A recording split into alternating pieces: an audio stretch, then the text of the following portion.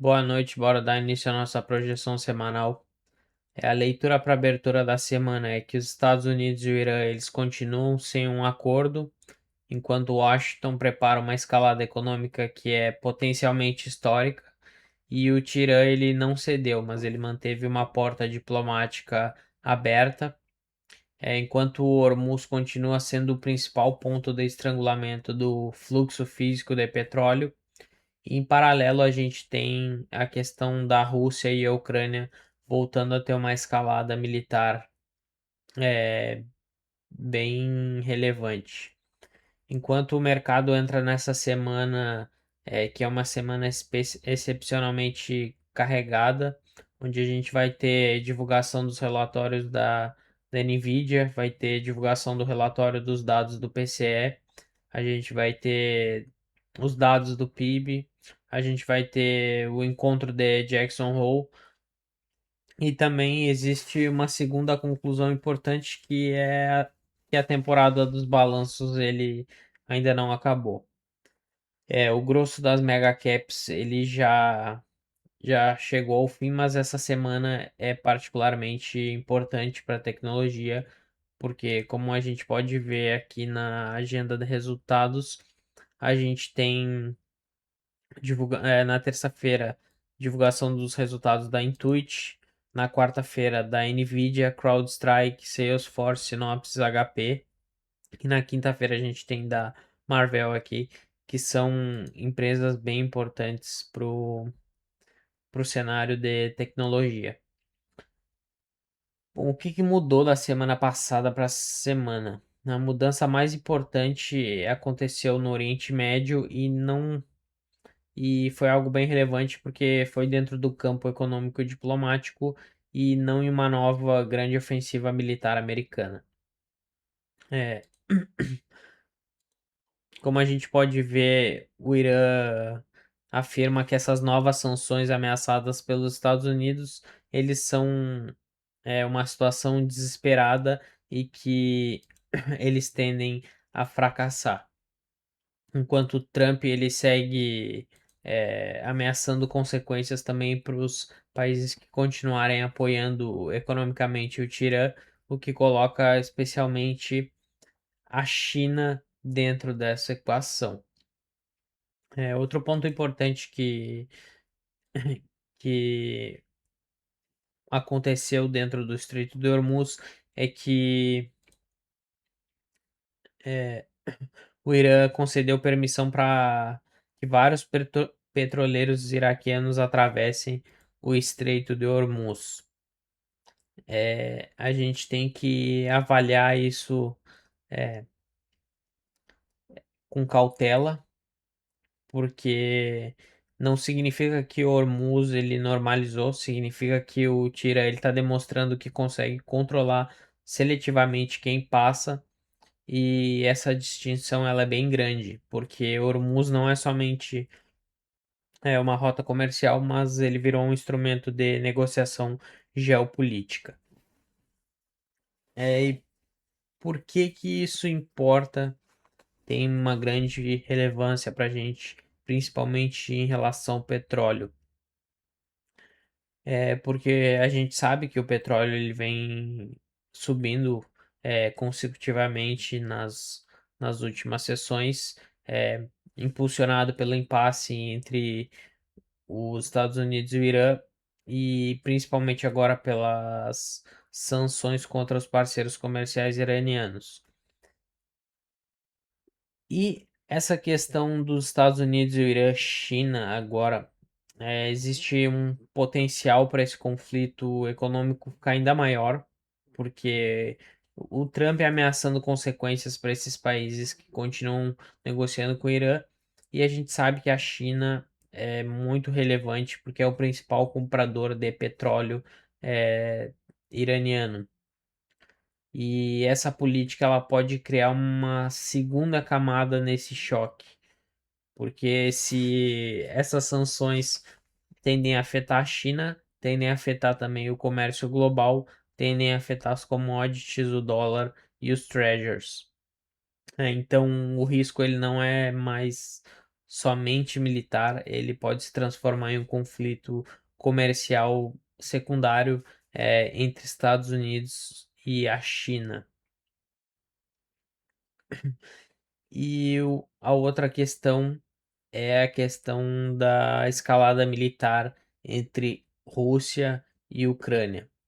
Porque a gente sabe que dentro do Oriente Médio, eh, a questão do Hormuz afeta diretamente o petróleo, o gás LNG, o frete, a inflação, os yields, que é os rendimentos dos títulos, o Fed impacta a inflação europeia, impacta a inflação principal, dentro da Ásia, principalmente no Japão, e a questão da Rússia e da Ucrânia, ela volta a ganhar bastante peso, principalmente porque ela impacta a energia na Europa, impacta a defesa, o orçamento fiscal europeu, commodities agrícolas e o risco de escalada da OTAN-Rússia. Então essa guerra ela volta a ganhar bastante peso. Semana passada a gente teve um acontecimento bem interessante, que foi a questão da intervenção do Tesouro é, norte-americano. Então, a gente sabe que os títulos norte-americanos são uma das variáveis mais importantes eh, na economia global. Então, essa intervenção do Tesouro através da ampliação da recompra dos títulos, ele trouxe um alívio pontual, mas ele não resolveu estruturalmente o problema. É, porque os problemas são o déficit fiscal, o crescimento da dívida, o crescimento do custo dos juros, principalmente porque se a gente for avaliar o custo dos títulos de longo prazo, eles estão na casa dos 5,2, 5,3%. Isso é extremamente elevado e não resolve também o volume da emissão futura desses títulos. É, uma coisa bem importante também, que a questão da inflação é que essa semana a gente vai ter a divulgação do PCE. Na quarta-feira a gente vai ter divulgação do PCE, vai ter PIB, vai ter divulgação dos resultados da Nvidia na quarta também. Então, quarta-feira é um dia de extrema importância e também é, Jackson Hole começa na quarta-feira também, ou quinta-feira, e a questão é que o PCE ele vai nos dizer o que que a inflação está fazendo, enquanto o Jackson Hole vai nos dar uma perspectiva de como o Fed pretende reagir a essa situação da inflação. É, a questão da inflação também, na semana passada, na sexta-feira passada, a gente teve uma surpresa bem positiva dentro da economia europeia, que os PMIs indicaram que a atividade empresarial ela está crescendo no ritmo mais forte do ano e principalmente impulsionada por novos pedidos de melhora da manufatura. Isso acaba reduzindo o risco imediato da recessão europeia, mas cria um outro problema que é a economia melhor, com petróleo mais alto, o Banco Central Europeu ele pode precisar ficar mais hawkish ainda. Então, o crescimento na Europa está melhorando, a inflação ainda ela é problemática, acaba fazendo com que o Banco Central ele tenda a ter um viés mais hawkish. É, é quase uma situação, é, a gente está próximo de uma situação de risco de estagflação, mas ainda não chegamos lá.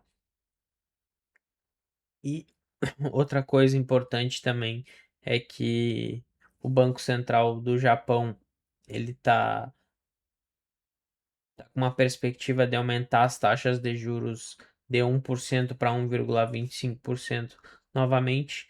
E isso é importante porque o Japão ele está deixando de ser essa grande âncora global de dinheiro barato. E isso é bem relevante, principalmente para a questão dos treasuries e para o Nasdaq.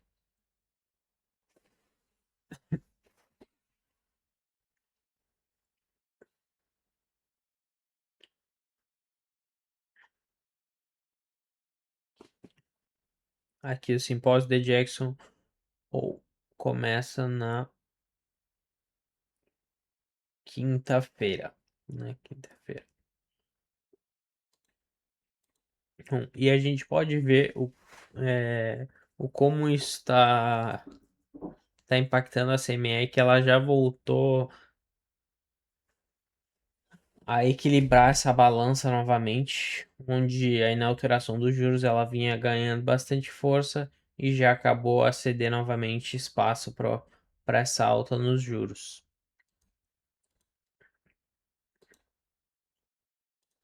Bom, agora se a gente for avaliar o fluxo dos ativos, a gente pode ver que o petróleo ele abriu em queda aqui, CL1 também está em queda, mas o Brent ainda está extremamente elevado, é, acima dos US$ 90. Os títulos agora eles estão em queda, mas a gente pode ver que o título de 30 anos ele ainda está extremamente elevado, quase 5,3%. Título de 10 anos aqui acima de 4,7%. E o dólar, ele já corrigiu, já teve uma correção bem interessante, principalmente por ter buscado esse nível de demanda aqui. E os dados do PCE e o relatório da Nvidia, eles vão nos trazer um norte melhor sobre qual vai ser a tomada de decisão do Fed pro forward guidance da economia. Então, se o PCE vier mostrando uma, uma reaceleração inflacionária dentro do período, a gente pode sim ter um dólar mais forte. O dólar pode continuar caindo agora no início da semana, segunda-feira. A gente sabe que segunda-feira tende a ser um dia mais flat, mas se a inflação ela vier com dados mostrando uma reaceleração inflacionária, a gente pode ter o dólar ganhando mais força dentro desse cenário. Até porque já está em um nível de demanda bem interessante aqui. Os títulos extremamente elevados, por mais que estejam caindo agora, isso tende a ser uma reprecificação. A gente pode ver que também a recompra dos títulos teve um, teve um fluxo de curtíssimo prazo, né, e renda variável agora nesse momento tá, tá bem otimista, principalmente na Europa e na Ásia. Se a gente for avaliar as ações do Nasdaq aqui, tá bem misto. E a gente tem a divulgação do resultado de outras empresas aqui que, que vão nos trazer um norte sobre o próximo rally ou não dos índices. A expectativa é que a Nvidia traga sim resultados acima da expectativa, mas como a gente sabe, o mercado ele está cobrando muito sobre o capex dessas empresas, quer saber a questão do retorno sobre o investimento.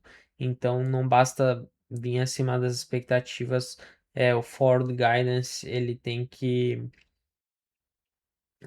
trazer uma perspectiva futura bem acima das expectativas. O dólar dentro desse cenário também, se a gente for avaliar ele estruturalmente, ele tá forma ele formou esse canal aqui, ele fez um falso rompimento, mas tá um canal de correção e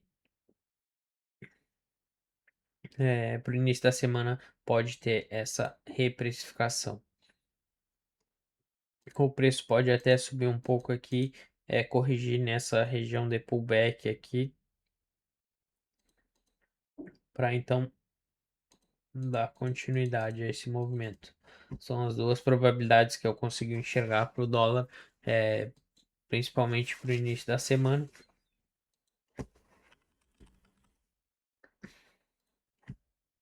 Euro USD também está bem interessante o Euro USD, porque ele já subiu bastante e acabou atingindo esse nível de pullback aqui, que é uma região de reteste.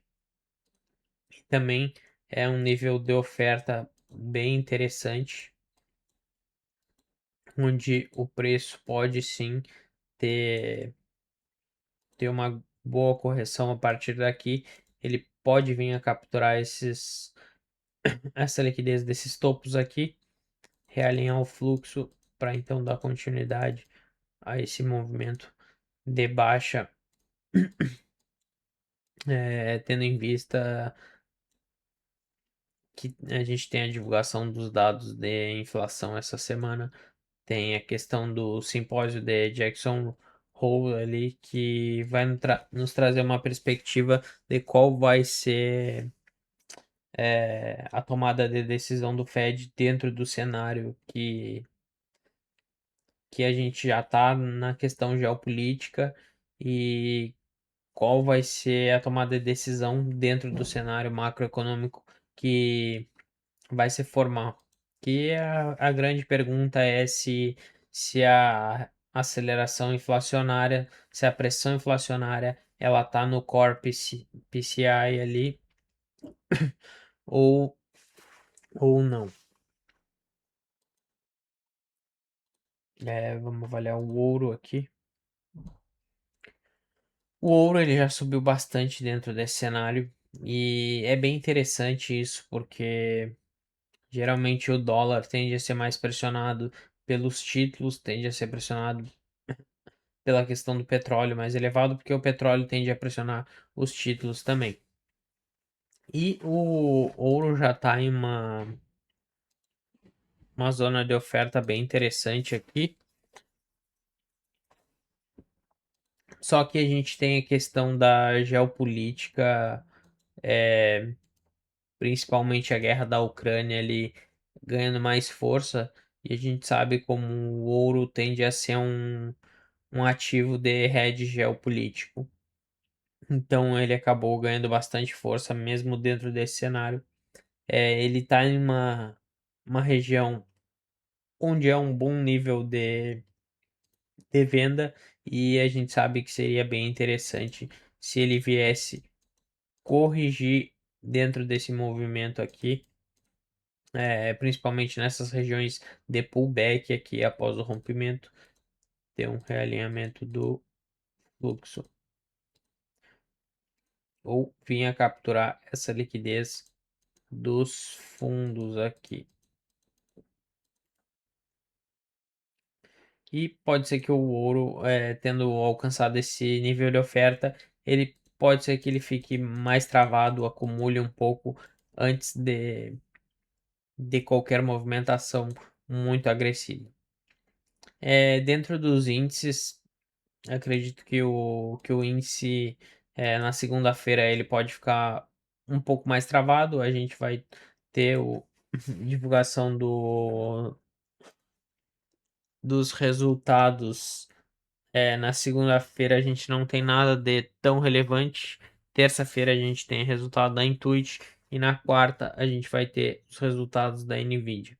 Então o índice ele pode ficar mais acumulado. É, dentro desse cenário, se a gente for puxar uma FIBO aqui, o preço ainda não corrigiu nem 50%, então ele pode vir a reprecificar esse movimento, buscar uns 50% aqui, buscar, esses níveis de pullback aqui, e com o resultado da Nvidia surpreendendo, a gente pode sim ter ter uma expansão maior do movimento e dar continuidade a esse movimento de alta. Mas acredito que ele pode sim corrigir mais no início da semana, até para reprecificar esse movimento.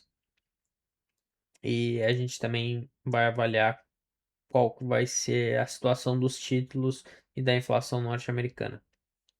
Bom, a projeção para o início da semana é essa. Vamos ver como que os mercados vão reagir na segunda-feira para a gente ter uma perspectiva melhor, se vai ter uma mudança dentro do cenário ou se esse cenário vai acabar se concretizando. Tamo junto, até a próxima.